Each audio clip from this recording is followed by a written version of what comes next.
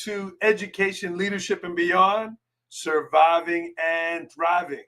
My name is Andrew Murata, host of the show, and welcome to all of you, whether you're tuning in on iTunes, whether you're live here on Facebook, proud member of the Education Podcast Network, Voice Ed Radio Canada, wherever you're taking in your podcast. Thanks for tuning in. It is a beautiful day here in the Northeast. It's been nice and cool and sunny. And hey, man, we're getting ready for school. We are getting ready for school here and excited about that. This afternoon, we are going to meet Dr. Jason Leahy. He is the Executive Director of the Illinois Principals Association. He's been there 20 years. You're in that position for 20 years as an executive director. You're talking leadership, you're talking longevity, you're talking people. And like Jason said in our pre-show conversation, you can get some things done. And they are doing that in their association. And I look forward to chatting with him. A quick word from our sponsor. IXL sponsors the show. Educators everywhere around the country are starting their school, opening their schools, and they want to know where the kids are academically. IXL is a great tool to do that. Let's hear from them. I'd like to thank IXL for sponsoring today's podcast. Over 1 million teachers use IXL in their classroom every day. IXL is the most widely used online learning and teaching platform K through 12. It empowers schools with complete curriculum, thousands of instructional resources, robust reporting, assessment data, and more. It saves teachers a lot of valuable time with ready-made plans aligned to the standards and the textbooks. Built-in engagement tools like custom competitions make learning fun for students. And IXL's diagnostic is research proven to be a strong predictor of performance on standardized assessments. And the best part, everything I just mentioned is all integrated into one platform, so you can simplify your EdTech tools. Visit IXL.com to lead your students towards data-driven excellence today. The link is in the show notes. And again, appreciate IXL sponsoring today's podcast. All right, friends, the opening concept tonight, 7:30 Eastern time. If you're out in Illinois Central time, making and starting your action plans for a school year. I'm doing a live seminar. We are going to get the link to sign up in the chat, but you can just go to my website, andrewmurata.com. It's happening tonight, 7:30 Eastern time, and it's just going to be 1 hour. But making and starting your action plans for the school year. I hope you can join me. It's going to be fun. I'll give you some practical things. Obviously, we're going to give you some stories, right? Stories and things that you can do to set up those action plans for a great school year. So join us tonight for that. But I'm excited. Let's meet Dr. Leahy. He's on the road here, and he's coming to us live from Western Illinois University. Dr. Leahy, thanks for joining us. Hey, thanks, Andrew. Appreciate the opportunity to be here. Glad it worked out. Yeah. Friends, this is Dr. Jason Leahy, Illinois Principals Association, longtime executive director, 20 years, Jason. Congratulations on that. And let's start there. How do you survive that position? How have you continued with the longevity there? Tell me about your journey with IPA. Yeah, well, I will just start, Andrew. Most importantly is, I've just got a great team of people, and I know you can appreciate that just with your subject matter and content, which you preach a lot. But I've been extremely blessed to be able to work with some outstanding folks there within the association and people that have chosen to hang around, and work towards our common mission and vision. Really, our vision is to make sure that we have school leaders that are sustained in their positions so they can get things done. Because if we don't have leaders staying in their positions, then it's really hard for them to see their visions through for what they've got for their kids and their learning communities and all of that kind of stuff. But, I'd also be remiss if I didn't give a shout out to my wife, Ashley, too, without that extreme, support system that I've got at home from her and of course my kids and family and also coming from a family of educators. I don't know if that I've ever shared this with you or not, but my dad actually was my principal for 10 years of my life, small rural school in West Central Illinois. My dad, Tom Leahy, who was a longtime administrator and finished up his career as a superintendent in Quincy, Illinois, actually had been president of the Soups Association in our state. So done a lot of different things. And obviously he and my mom both provided a great legacy. She was a longtime teacher's aide in a BD classroom. But yeah, so, I had more carnal knowledge of my principal than any kid should probably have, especially for that length of time. But Griggsville was a small rural school, 400 kids in one building, K through 12, and he was the principal of the whole thing. So yeah, got to see him a lot over that period of time, and it was mostly good. I mean, I got some stories. He's got some stories. We live to tell about it, maybe with a little therapy and all that good stuff. But 5 grandkids does help cover all kinds of sins as a child. Now that he's got that, so. Anyway, I'll digress here. That's quite a bit of information to be sharing out in a simple introduction question. Yeah, but I love it. It's authentic. Jason, talking about being in a rural school with your dad. Tell me some specific things that you learned from your dad, not only in your house, but also at school. Yeah. I think if I think about my dad's legacy more than anything, and he was much better at this than I think I am at times. He could always be firm when he needed to be, but he could really work well with people that were challenging. And part of, maybe he's a bit of an imposing figure. He's 6'2" and pretty good sized guy and all of that kind of stuff. But he really, came at things with I think good empathy and compassion and all of that kind of stuff when working with people. He had no trouble drawing a line in the sand when he needed to with folks, which was good. But I think that was something that was really good for me to see. And the other thing I'll just say with regards to the business that we're in, he hammered home, particularly when I decided that I was going to pursue education as a career, just really making sure to have a kid focused lens for decision making. And anymore, it feels like a cliche to say it, maybe because I've said it so much over the years, but that's an important foundation for all of us to be working from. And he was all about that. And, and I saw that not only in what he did at school, but how he engaged with young people outside of school and how he and mom would work to quietly try to help take care of kids when they could, always him being mindful of his position and how that could be perceived. So he was always really careful with that, but that was central to, everything that he did, all the decisions that he made and what drove him to have a pretty successful career. Yeah. Leadership throughout there. Friends, this is Dr. Jason Leahy, Illinois Principals Association, Executive Director, long time, 20 years, Jason. And if you have not looked at their website, please do so. Jason, you said about people being there, and your website, you talk about robust with resources and things. Mm-hmm. I know one of the things you're proud of on there is the school leader paradigm system that you offer at IPA. Tell me about that and why that's important to you.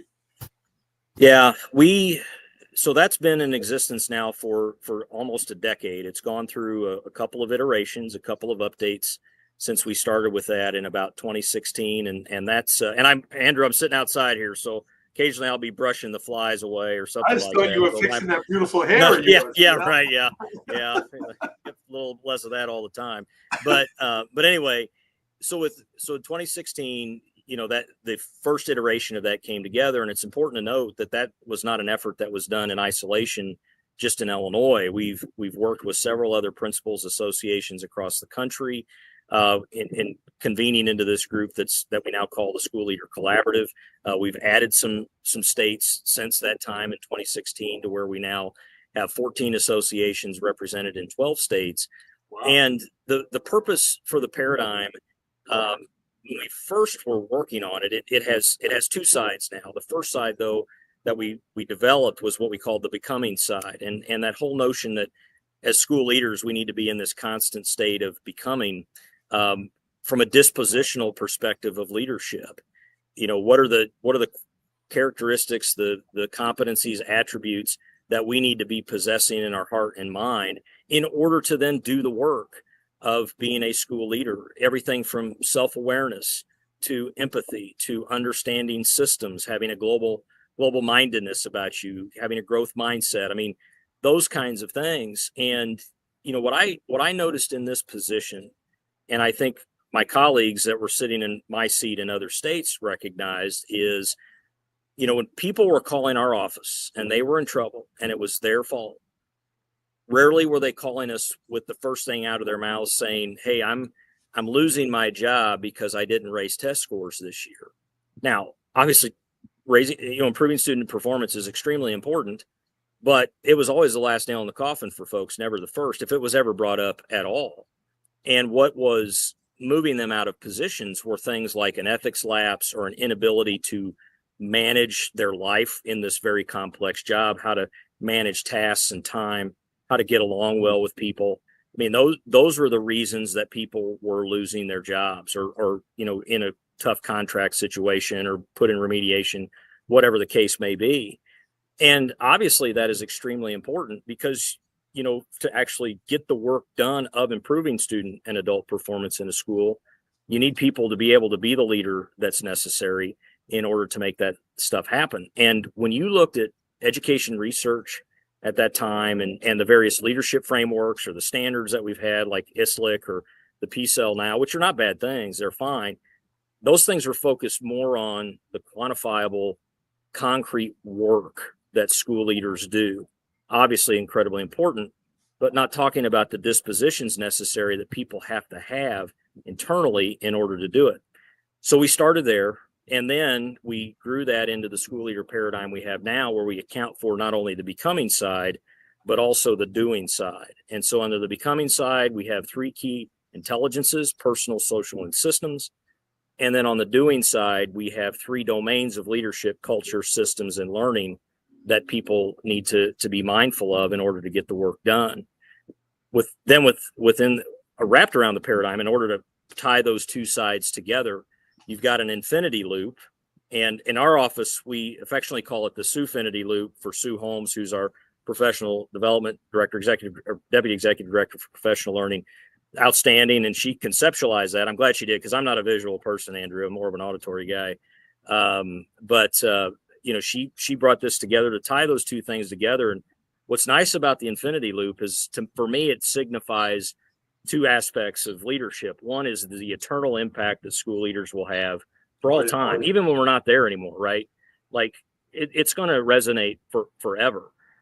Also, the infinity loop signifies the continuous improvement that both the learning leader and the learning organization need to be constantly working through. And that's why within the infinity loop, we embedded a cycle of inquiry process, not uncommon to other cycle of inquiry processes that are out there. And then lastly, we surrounded the paradigm with context. So we talk about personal, school, community, and political context, because leadership doesn't act in a vacuum. In fact, it's, to me, the thing that's particularly interesting about leadership is the context you're working within. And those are the four biggies. And, what makes it so fascinating and so complex and hard is that these are four contexts that are in and of themselves always changing. And they're also pushing and pulling on each other too. And we've had times people in particular ask, why would you have your own personal context on there? It's like, well, you are the leader, and your context matters. Like when my wife and we have a quote unquote discussion, when I'm off to work, that's probably going to affect how I'm going to interact with all the other contexts that I'm living within too. So obviously that's a critical element as well. But fast forwarding to where we are now, about 10 years later from when we got started, the paradigm has gone through a few different iterations, but beyond that, we've got these states that have been involved in this process, really anchoring their work to the paradigm and making some very significant things happen as a result. In Illinois, we've built micro-credentials around them that are being used for preparation. We built an evaluation plan, a growth plan around it, which is now being used by many school districts throughout the state. We've, of course, developed all kinds of content and professional learning opportunities for people to build up their skills, both on the becoming and doing side. So it's been truly wonderful work to be a part of, and particularly meaningful. But the last thing I'll say, and I'll be quiet here, let you get a word in, is the purpose ultimately for all of this is to stymie school leadership churn. I mean, you and I were talking a little bit about that before we got going with the live session, but churn is a huge problem for us. And it's not just, it's not just singular to school leadership or whatever. We deal with it in education across the board, and other professions do as well. But we know from the research we've probably all read as part of our preparation programs, you need 5+ years, maybe 10, to really make substantive, sustainable, positive change to be happening in a school environment, depending on the size and the grade level of the school. And just using Illinois as an example, and you can look at this right on our state report card. If you go to Illinois State Report Card online and look at what's happening in the administrative ranks, we average 2 principals every 6 years in schools across the state of Illinois. That's a problem, so why is it that we're not getting the types of improvement that we want? It's because the principal is passing, and we all dealt with those teachers that say this too shall pass when new initiatives, new people come in. Why? It's because the principal passes. They don't stay there long enough in order to get things done. So that is the foundational purpose for the paradigm. And quite frankly, everything that we do at IPA now is focused on that. And that's why our vision is what it is around getting sustained leaders in every school community. Well said, Dr. Leahy. That is a great visual, like you said there. But I was happy to hear you say about the personal. Personal is part of it. Jason, you have 5 children, right? You have grown now. You have an 8th grader. Yep. And you've been doing this job. Talk to me about that personal thing. You mentioned having a discussion with your wife that could affect you at school. How did you manage 5 young kids, being a leader, building the IPA up so much, being there 20 years? What are some advice tips you have in the personal realm affecting your job? Yeah. Well, I mean, it goes without saying, and I know I alluded to Ashley a bit ago during the introduction, but man, I totally outkicked my coverage when I married Ashley. I mean, I way married up, however you want to describe it. She is such a high capacity, woman and leader in her own right. She's now a few years in after spending a lot of time at home with our kids, and raising them, and us, of course, doing that together, but her, really in that leadership seat in that way, being at home with them. But now as a nurse in our school district where my kids go. She's at the high school. She's also the nurse coordinator and director for Glenwood School District there in Chatham, Illinois. Nice. But if it wasn't for her, this thing just doesn't happen. But and I'm frankly sitting in this seat as executive director because of her. It was through her encouragement. I won't give the whole story, but if it wasn't for her encouragement and being very, very much on the very front end of that, I wouldn't be sitting here today. But beyond that, it's I'm probably going to throw out the things that you hear all the time when people talk about, trying to maintain and manage the appropriate balance and all of that stuff. But, what I'm learning more and more, maybe after the fact, and while I'm still in it, because Emma's she's 21 and she's graduated college, just got married here. She had a busy May. Ran cross country, through her college career and did all of that, and is now moved on. And then, I've got another son who's my first son, Luke, who's now a construction management degree working on that at Illinois State University. Brody's a senior. Noah's a sophomore. Ethan's an 8th grader. I got to give them all a shout out, Andrew. I got all their names right. We're good. Got them in the right order. Don't ask me their actual birth dates. That'll take a little longer for me. But I would offer, it's what I'm learning more and more about your kids is, and I was actually listening to a podcast earlier today. They're talking about this. I'm like, man, that is so right. One, rarely are your kids going to be like you. Are they going to approach the world the same way? Are they going to have the exact same values that you have, though you try to instill certain things? But things like honesty and character and all that are foundational that you want them to have. But beyond that, the way that their worldview is and how they want to approach it be dramatically different. And it's like giving space for that. And it's also understanding that their interests could be vastly different than my own and being willing to lean into them and meeting them where they are. It's meeting your family in the same way that we talk about meeting our kids in the classroom and differentiating instruction to meet their needs and all of that stuff. We absolutely have to do that with our kids. And I'm going to use this as an opportunity, Andrew. You probably weren't expecting this, but I will tell you, having 4 sons, is something that I really obviously am paying close attention to, and how to work to make sure that they're going to be ready, and particularly in a world where young men are quite frankly struggling. And I'm not doing anything to try to take away from our young women. Obviously, I'm very grateful for what Emma's opportunities have been, and how we've progressed as a society and all of that stuff, for her to be where she is as a outstanding leader in her own right, and an athlete, and as someone who's done so well in school as a double major and finishing in 3 years. I mean, she's just amazing, and she's got a great husband and all of that stuff. But when you look at the data right now around young men, they're struggling as a whole in terms of just finding purpose. Deaths of despair is a real concern. College attainment and continuing education attainment, whether it's college or something else. I'm a big supporter of CTE. In fact, Luke, before going to get his construction management degree, was in a welding program at our community college.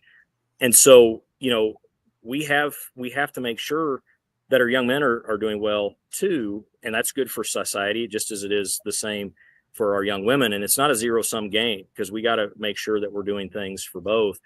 And what I will tell you that I've been particularly grateful for me as a dad, that just kind of worked out as I reflect on the time that I've had with my sons now, was Scouts. They were all 4 of them have been involved in Scouts. While Ashley and I have told them, listen, while you're of age, before you age out, you will be in Scouts, unless if you want to be done, you have to earn Eagle Scout. You pick, because you have to be doing something. We don't care if you get Eagle or not. That is totally up to you. But they have all chosen that path. And my oldest 2 boys, Luke and Brode, are Eagle, and Noah and Ethan are both Life Scouts, and basically an Eagle project away from that. And what's been great is not only for them to learn all the things that they did through that process and that you can imagine, but for me as a dad, it also provided an opportunity for me to engage in things with them, camping and trips and all kinds. We're very fortunate and blessed that we had a very active troop, that looking back on that now, it was just as great for me as a parent, because those things were kind of baked in for me to participate in. And I didn't, though we're involved, my wife and I are both involved in our troop, I wasn't the one having to plan everything all the time, right? Yeah. And there's no way that I would have gone on a scuba trip with my 2 oldest and going to do it again with my 2 youngest and stuff like that, or other camping trips and hiking and you name it, canoeing, whatever. Of course, you probably want to have enjoyment with some of those things, and I kind of liked some of that stuff. So anyway, like that, those things are important, and figuring out how to engage and build that stuff into your life, at least for me, was extremely helpful. Beautiful. The Eagle Scout is a huge accomplishment. My brother's a big-time chemist at a major company, and that's all they talked about in his interview was the fact that he was an Eagle Scout. Yeah. Good for your boys there. That's pretty cool. Pretty cool. Hey, and by the way, on that young men research, read Richard Reeves and Of Boys and Men, a good book for any educator to pick up on for that. He tries to stay as apolitical as possible, because that is easy to get into that space, which is no fun. And he talks about things that kind of both sides of the aisle could be looking at. But he puts forward some data that's pretty compelling that as educators, we really do need to be paying attention to. Okay. Jason, another major responsibility that you head up there at IPA, and friends, again, I highly encourage you to check out the website, is your annual conference this October here in Peoria, Illinois, and I'm grateful to be part of it. Talk to me about the preparation, the planning, all that goes into it. You've done it a few times now, but it is a great event. Tell me about running such a major event for school leaders around the state. Well, it's, like with anything we do here at IPA, it is a team effort. Lynn Woodrum, who's actually my first hire at IPA, coming up close to 20 years ago, is really the point person for that. And then, of course, getting support from individuals like me, Sue, Brian Schwartz, or every other deputy executive director, Kim Narrett, who does our communications and marketing, Pam Burdine, who's been involved with conference a long, long time, Sydney Sturdivant, who runs our exhibit hall and all of that stuff. So, and others. I mean, it's a full team effort. Like when we're at conference, everybody's there, really working to do a good job and serve. And as you would expect for an event like that, we're starting the day after the other one ends, basically, you know, starting to get ready to go and think about the things we're going to do for the year. But I will tell you, Andrew, you know, while we're excited to have individuals such as yourself and great small group presentations from practitioners in the field, you know, mostly Illinois school leaders, all of that stuff, so important. But, you know, the reason that we get such a good turnout for that is I believe, is we're trying to do everything that we can to provide opportunities for our school leaders to be connected to each other.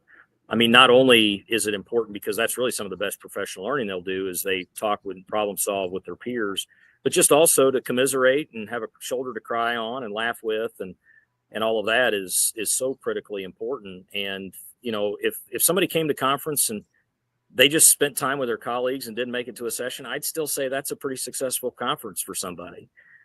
So we just hope that people come and get out of it what it is that they need and can, you know, have a little fun, get charged up a little bit as they head off probably into the second quarter of the school year and be off and running. So we're excited to be able to provide it. And, you know, this year we're looking at possibly another record attendance, which we're obviously excited about. Yeah, I love it. It is the end of October there, friends, October 19th, 2021. All the information's on the website. Highly recommend it. And again, grateful to be part of it. Jason, not only in person, your guy, Arlen Peebles, man, ELN Network, you have a robust, virtual network, right? There's online sessions weekly. There's recorded sessions. Yeah. I mean, for COVID, hey, that changed everything. But what a great job Arlen's doing with all the video stuff in ELN. Yeah, it's pretty outstanding. Again, another team of people. We got a whole content team that does a significant amount of work, obviously led by Arlen and then Vicki DeWitt on the staff. And then we got a bunch of tech people behind that keep everything running. Julie Miner and Adam Geisen, Matt Marietta, Dave Heinzel's doing a lot of web work. So, you know, it's just a whole group of folks that are making good things happen. And that's ELN is our learning management system. We put together, we got almost 200 courses on that. We got a lot of paradigm aligned content on that. And then we do, you know, live virtual sessions, webinars and things that we also make available. And we also do micro credentials through that platform and have another online community. So it's pretty robust. We're excited about it. And people can go to ileprinciples.org and get to ELN from there and check that out if they're ever interested in taking a look. Is that how you say it? Isle Principles? Is that how you say it? ileprinciples.org is our website. Yes. Okay. Yeah. Not ill, or that's how I do it. Yeah. Whatever. I'm just, you know, I regret that. And this was predated me, is that they couldn't have got IPA.org, but, you know, IPA stands for many other things, you know, beverages and such, that there's no way we would get it today. Yeah. How much? I was going to get to that question. Yeah, how much joking back and forth of IPA, or is that not even a joke anymore because it's been used? No, it still comes up occasionally. Yeah, you know, like we've over the years we actually have like what I joke is our housewares division of IPA swag, and we had some really nice IPA glasses, and I got those out to some of my peers across the country, and you know, I won't go into too much detail. Let's just say that I would get pictures texted me of folks having an adult beverage in their IPA glass. You can decide what kind of adult beverage that is. But yes, that does pop up from time to time. We are a bit of an envy of our state counterparts across the country with that. I can tell you that. Pretty cool. Jason, I love it. Friends, this is Dr. Jason Leahy. Give him a shout out in the chat. Our good friend Tim Swade, basketball official, school leader, is watching. Thanks. Hey, by the way, Andrew, I'm a former basketball official too. Okay. Yeah, you don't have to go into that, but yes. Hey, leadership looks like a lot of ways, Jason. It does. It also helped put a few extra bucks in my pocket during college, if you know what I mean. So keep you moving for sure. Yeah. That's right. That's right. Jason, you're talking to a guy from Staten Island, New York. I couldn't find a farm animal. We and you grew up on a farm. You live on a farm now. Yeah. Yeah. Talk to me about, you mentioned about your dad earlier, but what are some lessons from the farm? I was shocked driving through Illinois. I think Illinois, I think Chicago, I think that, Yeah. the city, but really farmland there. Talk to me about some lessons from the farm that you took into schools, that you take into your position. Sure. Well, I will offer first. Illinois is one of the largest producers of corn and soybeans in the state, and a lot of hogs and cattle and all that. I was mostly involved with hog farming with my folks, and I have a few cows and stuff myself now. But I'm an FFA kid. FFA was really, really important to me. I got my blue jacket, and probably not anymore. It probably wouldn't fit anyway. But I have my state FFA degree, and when I wrote my dissertation, amongst several people that I put in the acknowledgments, one of them that was most important to me was Don Tepke, who was not only, my ag instructor through school, but also my FFA advisor. And, I wanted to make sure that I gave him a shout out because there were so many experiences that I had in FFA, like parliamentary procedure contests and leadership opportunities and public speaking and all of that were critically important to my development to be ready to be in a position like this over time. So obviously those were very helpful in the early going. And then, just more broadly living on a farm, again, this might be kind of cliche as to say it, but you learn the value of hard work and how to grind through and endure and be resilient on a day when you're having to keep at it and you're tired and everything else. And, and I think for Ashley and me, one of the reasons, and she's a farm kid as well, that we wanted to make sure that we got onto a farm. And it's like gentleman farming for us, Andrew. It's not like we're raising hundreds of heads of cattle and got thousands of acres or all of that stuff. But it's enough to where, our kids do have some life experiences now between raising cattle, raising chickens. We've had horses over time. We got our dogs and cats and all of that kind of stuff there where they have to learn to be responsible and take care of things and everything else. And so, that was obviously really important for me and my own personal development. And then we wanted to make sure that they had it as well. I know I didn't appreciate it as much then as I do now. I guarantee they don't always appreciate it as much now as hopefully they will at some point in time down the road. But I wouldn't have it any other way. And there really is something to be said about kind of being connected to the country. And, my back door view is pretty awesome every day. It's very grounding and helps bring the stress level down a little bit and be able to have that too is really nice. Yeah. Pretty versatile, Jason, because you don't look like a farmer here on the show, Well, I suit up as best as I can, but even though I'm from Illinois in the Midwest, I do have a little Southern twang going. I've just always had that. And so there you go. But yeah, I'm not afraid to put on the rubber boots and I don't wear cowboy hats, but put on the rubber boots and get out there and slog with anybody. I'm good with that. I love it, Jason. A lot of lessons there. So nice to hear about your dad. Congratulations on the great things happening at IPA. Jason, what was something else you wanted to share that I didn't ask you? Was there a topic you did want to talk about or something that you wanted to share? Well, nothing in particular other than just, especially for our school leaders and educators broadly that are listening, just want to offer, my sincerest appreciation for the hard work. These are not easy jobs. They never have been. And in a lot of ways, they're more challenging today than ever when we think about some of the things that we're dealing with our kids and then just the overall political context of things and all of that stuff. But, I would hope that people would be encouraged with this thought is that if you were looking for a profession that was meaningful and one that when you're done with it, however many years down the road, and you wanted something to be able to reflect on and know that you had an impact on things, you absolutely picked the right job. This was the right profession and one that you can look back on and say, yeah, I'm glad I did that. It was hard. If it was easy, everybody would do it. It was hard. And I hung in there and I made some good things happen for young people. And when we're done with this time on earth, it'll have been, a life well lived as a result. So just want to make sure to encourage people with that, especially in those days where not things aren't going right. And Lord knows there are plenty of those days in school leadership for sure. I love what you said about supporting the principals. That is a shocking number. 2 principals every 6 years. Yeah. Yep. And I love what you said about, hey, you've been there a while, you can make some things happen. You're talking about positive momentum. So continue that work to support our leaders, Jason, and I appreciate it. Appreciate that. Thanks, Andrew. And looking forward to seeing you in a few weeks in Central Illinois. We're going to have some fun, and we're going to get them fired up. Before I let you go, I know you got some obligations. Sure. It is harvest time, Jason. We need this rapid fire. I want to collect right now. Are you ready? Yep. So let's bring it. Got it. Let's do it. Last movie you saw? F1. I saw it in the theaters, but I just bought it because really love that movie. I watched it with my 2 youngest boys. We loved it. Lot of fun. And, I'm not necessarily a huge Brad Pitt fan. He did a good job with this one and really enjoyed it. So, yeah.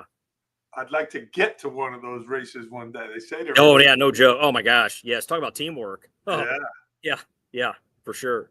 Cool. Last concert you went to? I don't remember. I can tell you my first one. Will that do? Yeah, sure. So my first one was when I was young. I'm not even sure I was a teenager yet. I saw Weird Al Yankovic at the Illinois State Fair, who opened up for Night Ranger. Remember Night Ranger, Sister Christian? You know that song? Yes, it was the Beat It. It was the Eat It tour. He parodied Beat It at that time. So yeah, I'd have to really sit down and think about my last one. It's just that tells you it's been a while. But yeah, I can tell you my first one. I didn't stick. I saw all of that Weird Al, watched Night Ranger sing Sister Christian, and we were gone. He's still going, Weird Al, man. I know, buddy. I love it. He's the best. I'd like to see him perform at the Super Bowl. I think that'd be awesome. But anyway, you have boys there. You got older boys. What's the last song you sang out loud in the car? Well, so you know what? So what I'll tell you is, it was probably like an ELO song, Electric Light Orchestra, Mr. Blue Sky, whatever. Like, I feel like I've done some parenting right when my son Noah, who's a sophomore, when it comes to hearing his Amazon, music mix or whatever, and he's doing everything because he's our movie kid. He loves movies, and he's doing everything from a movie soundtrack to then you'll hear Motley Crue kick up. And I just think that is so awesome. So anyway, it's probably like I'm a classic rock guy, so it's probably a Beatles song or something like that, I would say. Okay. All right. I know you're in good shape there, Jason. What's your favorite dish? Oh, fried chicken. Yeah. Oh yeah. Yeah, there's a place so if anybody's coming to Springfield, Illinois, there's a place called Joseph's Fine Cuisine. Ashley and I try to get there at least once a month. And at least more than 50% of the time, I'm having the fried chicken on the menu. It is amazing. The guy's a professionally trained chef that owns and runs the joint, cooks there, of course. A little over a year ago, he had chicken and waffles. Okay. It was like, oh my gosh, it was so good. He went back to just fried chicken. I wish he'd bring back the waffles. They were so amazing. So anyway, but yeah, fried chicken. That's the one. My mom makes an amazing fried chicken. Where are the Leahys going on vacation? Where are we getting to? Where's your favorite? Well, so anymore, now that we're like in multiple states, it's probably wherever we can land in together with all of that. But we got the kids down to Mexico a couple of times and really enjoyed that as a family, which is awesome. And and then we're fortunate. We've got my parents. We're blessed with families that are super involved and supportive, and so we'll usually land in with them as well. But yeah, I mean, we're having to figure out new rhythms of life here now that we've got one married and moved away. And my son Luke, even though he's young, he's got a gal on his sights who we love as well. That probably won't be too long, and they'll be married as well. So it'll be wherever we can get together with as many kids as possible, I would say. Good stuff, Jason. In 2025, I have fill in the blank. Wow, that's an interesting one. I'd say in 2025, I have a pretty full life right now, and I'm grateful for it. Beautiful. In 2025, I have stopped. Fill in the blank. Nothing, nothing that I can think of right at the moment. How about what I should stop? That might be something. Probably eating so much fried chicken is what I need to. And now that I'm in my early 50s, I need to be thinking probably a little bit better about some of my diet. But boy, that stuff's just so good. So what are you going to do?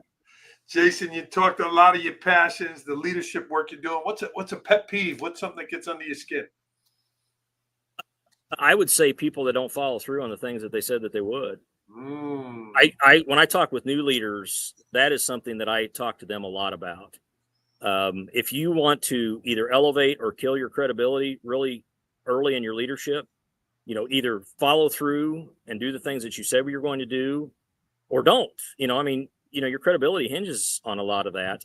And if you're finding that you're struggling getting something done, just check in with people and let them know, every once in a while. And also, if you feel like something is outside of your lane of responsibility, or you're just not going to be able to do it, then be honest with folks right out of the gate, what it is that you're really capable of doing, either under your purview of responsibility or what you're really, skilled at being able to do. But yeah, lack of follow through from a leadership perspective, that is absolutely the case.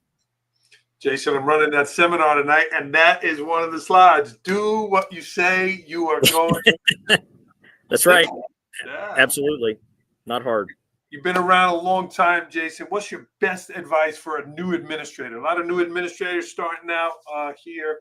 What advice you got for them? So a couple of things immediately come to mind. These are not rocket science. These are very much, in fact, some people, if they see this, they'll be like, oh yeah, there he goes again saying those things. It almost feels cliche-ish a bit, but obviously relationship building is critical. And even if you're introverted, and I kind of sit sometimes in that introvert, extrovert scale almost down the middle. So I have to gear up sometimes to get engaged in certain groups of people. But you have to be willing to engage in, trust building and building relationships. If you want to get things done as a leader, you do it through the capacity you build with others. And that capacity building happens through relationship building. So that's absolutely critical. The other one is get a really good system for managing your time and your tasks. I can't emphasize that enough. You got to keep your life straight. For you to know what you're going to follow through on, you got to write it down. And what was a lifesaver for me early in my career, and a good friend of mine, Chad Alleman, who's a colleague at that time, as a peer principal in the district I was in, he was using a Franklin Covey planner. And I was like, man, I looked, he showed it to me, he showed it me how it worked. And I'm like, I have to get one of those. And I did. And I listened to the CD when we still got CDs on how to use it. And it was a life changer, life saver for me, because it helped me manage my appointments. Of course, it helped me manage and plan tasks that I needed to do. And it also helped me deal with things that I needed to follow through on. So I cannot emphasize that enough, because if you're constantly trying to figure out what it is that you needed to remember, you were told somebody you were going to do, or just needed to remember a piece of information. One of the things I remember from the Covey training was, once you write it down, you can forget about it because it's in a place, right? You got it in a spot and you know where it's going to be. Just never lose it. Just don't lose it. And you can go digital now, right? And then it follows you on every device you got. So, and I have over time, I have now transitioned that into a digital format, not through Franklin Covey, but through my own system, through Outlook. So yeah, you just got to figure out how to manage your time and your task. Well, and here's Dr. Leahy at a site that he's got to go to in a little bit, and we're doing the podcast here. Made it happen. He's modeling that. Yep. Jason, I'm in New York here. You're in Illinois. I mean, they got some sports there. Who's your team? Yeah. So if we're talking professional, I've never truly followed Illinois teams. Baseball is the St. Louis Cardinals, but where I live in the center part of the state, it's kind of the split between the Cubs and the Cards. Yeah. So, I mean, I haven't been to a Cards game yet this year. I'm actually going to a Cubs game next week. But so I'm not afraid to go to Wrigley Field or whatever and watch baseball. But there's that. Growing up as a kid, I was a Dallas Cowboys fan through the 90s. And then things just since the 90s have just been hard to endure. So I've kind of fallen away, and I just follow teams, that are doing a good job with all of that. Basketball early was the Lakers, and then of course when Jordan was with the Bulls, you could not root for them. So that was good. I will say, the University of Illinois is not having a bad run here. We look like football and basketball, both men and women's, everything. It's going to be pretty good this year. So we'll see. It should be fun because we got a good bowl game one last year in football, and hopefully they're able to continue to capitalize on that. So time will tell. We'll see. One of your speakers, a women's coach from Illinois, coming. I'm excited to hear her and her. Yeah, we're excited to have her. Excited. I'm glad she's able to join us. Yeah. Jason, this has been great. I know you have an obligation. How about a quote? What's a quote that you live by that you'd like to end the show with? Yeah. People don't care how much you know until they know how much you care. That's attributed to John Maxwell, at least for when I heard it. I don't know if that's his or not. It probably somebody else, but that one has been an anchor for me throughout time. There are others as well, but that one, I think from a relational perspective, is pretty important. And I'll tell you, maybe more importantly than a quote, if people are looking for some good classic leadership books to read, How to Win Friends and Influence People is an absolute must, in my opinion. 21 Habits or 21 Laws of Leadership by Maxwell is another good one. If you're looking to cut your teeth on some leadership books, is a good one. But I'll tell you more recently, 2 books. This one's still kind of a classic now, but it's Drive by Daniel Pink. Talks about motivation. What do you need to be doing to motivate people? The last one I'll leave people with, though, is The Infinite Mindset by Simon Sinek. Of all the stuff that he's written, I listen to his podcast. He's great. But of all the stuff that I've read of his, that is the best in terms of not being short-sighted in your thinking and the elements of what it means to have an infinite mindset. And that's just really good stuff. Dr. Jason Leahy, friends, IPA Executive Director. Check out their website and certainly the upcoming conference here in October. Jason, this was great. I appreciate you. Pleasure. Thanks for that, and look forward to seeing you soon. Yeah. Congratulations to Emma. Good luck with all the boys there. And, man, that must be a busy refrigerator in your house. It gets, well, that's why we're raising cows, man. You gotta go out back to get the food. Well, that's not far from the truth, actually. Jason Leahy, friends. Jason, keep surviving and thriving, my friend. Thanks, Andrew. Take care. All right. You stay on the line a second. Friends, I hope you join me later tonight, 7:30 Eastern, 6:30 Central, making and starting your action plan for a great school year. I will see you later. Jason, stay on the line.